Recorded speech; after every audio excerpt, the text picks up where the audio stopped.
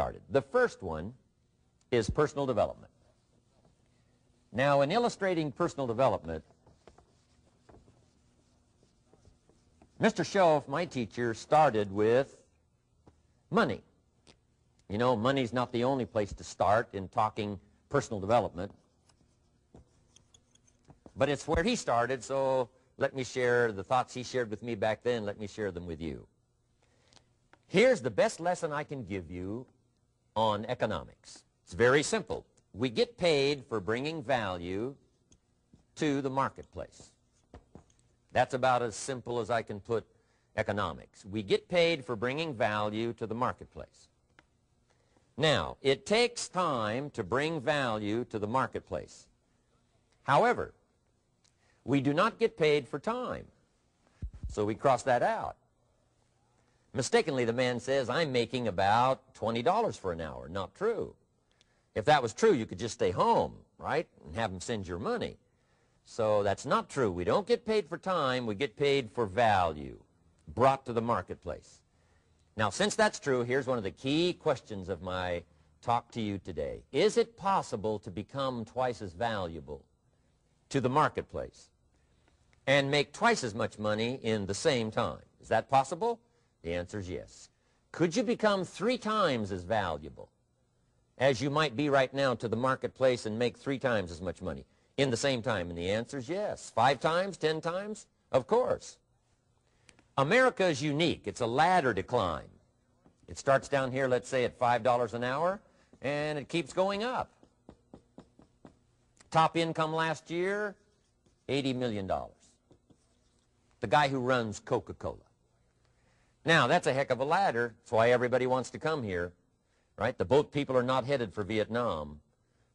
People haven't plotted and schemed for 50 years saying if I could just get to Poland, everything would be okay. Not true. Everybody wants to come to America. And the reason is because we've got the best wind ever blowing in our favor. We've got the best economic opportunity anybody's had in 6,500 years. And all you have to do is understand it and take advantage of it. Now, there's some key questions to ask here. Why would the marketplace pay someone only $5 an hour? Very simple answer. They're not very valuable to the marketplace. Now, we must underline to the marketplace. This person might be a very valuable brother. Yes. Member of the family, valuable. Yes. Valuable member of the church, of course. Valuable citizen of the country? Yes. Valuable in the sight of God? No doubt. We're all of equal value in the sight of God.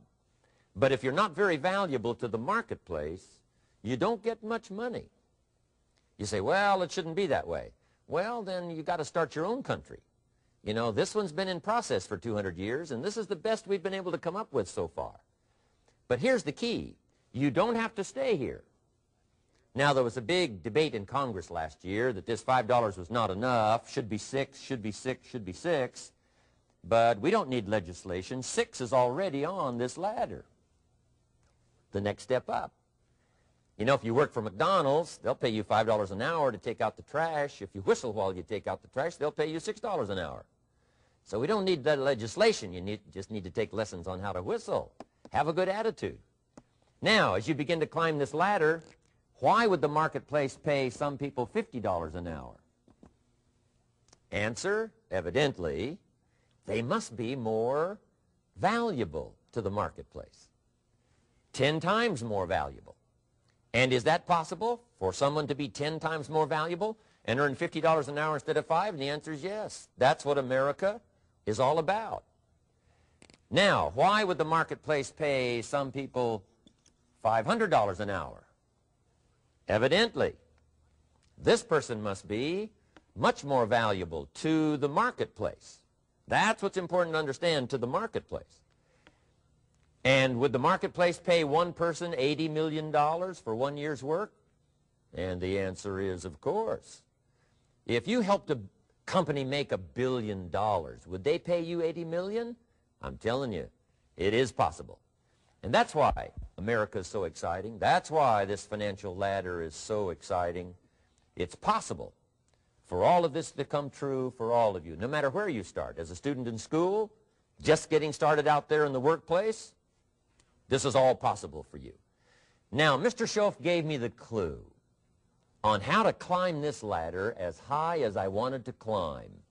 Now, we're talking primarily economics here. There's a lot of other ways to become valuable to your family, valuable to your friends, valuable to the community, valuable to the team, right? Valuable to the team effort, valuable to the concert. But here's what he said to me. In climbing this ladder economically, all you have to do is work harder on yourself than you do on your job. Once I heard that, it made sense to me. I kept hoping that everything else would change around me, found out that if I went to work on myself, worked on my skills, worked on my language, if I became better than I was each year, if I grew in skills and language and vocabulary and competence, then I would become attractive to the marketplace. Not very long ago, a company called me and said, Mr. Rohn, we're expanding internationally. We'd like to have a bit of your expertise to help us.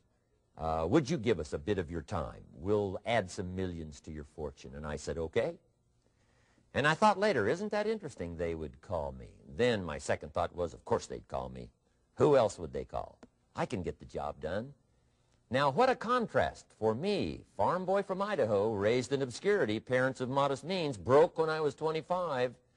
How come I would get a telephone call and someone offer me a lot of money to help them in expanding around the world? Simple answer, evidently. Something happened to me between age 25 and where I am today.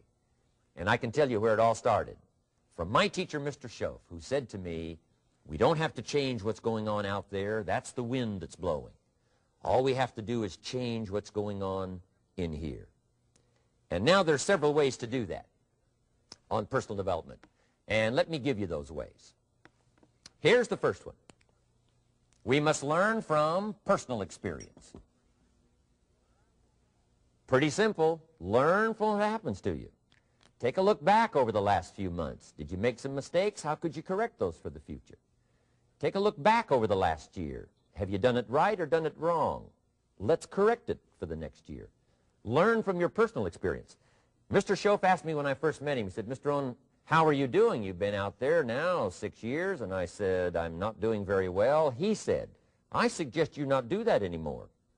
What a simple, swift analysis to my situation. He said, if you keep doing it, the next 6 years will be like the last 6. You don't want that to happen. Let's make the changes. So learn from your personal experience. Now, here's number 2, why I came to share this video experience with you today. And that, I call it OPE, other people's experiences. That's me, other people. That's your teacher, other people. That's your friends and colleagues, other people. The people you meet that can pass along to you their experiences, what's happened to them, the mistakes they made, how they corrected them, how they changed their health and changed their bank account and changed their income and changed their future. That's it, other people.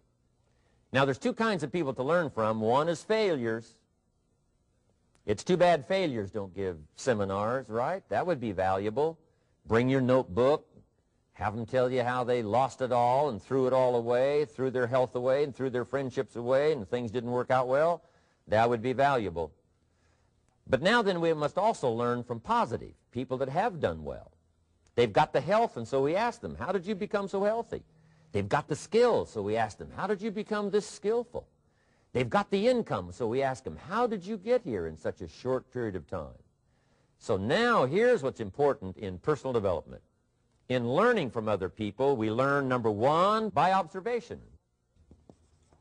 We learn what we see. We watch people that are successful in what they do. In sports, we watch their disciplines. In business, we watch their disciplines. By observation, what we can see. The reason I created this video is something that you could see someone's experiences translated for you. Second, we learn by what we hear. I've got some of my lectures on cassette tapes, so you know you can take them with you wherever you go and learn by listening.